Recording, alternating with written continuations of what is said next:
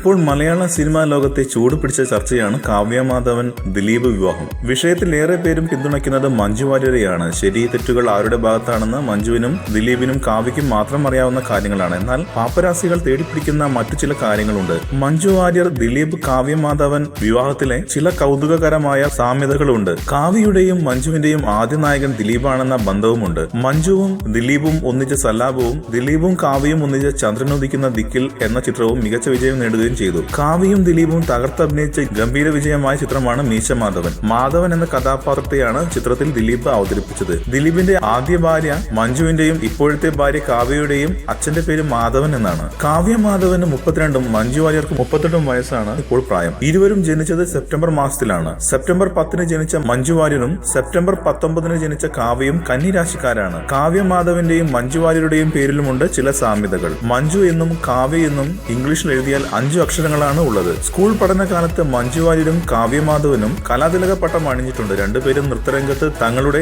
കഴിവ് തെളിയിച്ചവരാണ്. വളരെ രഹസ്യമായിട്ടായിരുന്നു മഞ്ജുവിന്റെയും ദിലീപിന്റെയും വിവാഹം. അടുത്ത സുഹൃത്തുക്കൾ മാത്രമാണ് വിവാഹത്തിന് സാക്ഷിയായത്. ദിലീപ് കാവ്യ വിവാഹത്തിലും ഒരു സ്വകാര്യത ഉണ്ടായിരുന്നു. വിവാഹ ദിവസമാണ് പുറം ലോകം വിവരം അറിഞ്ഞത്.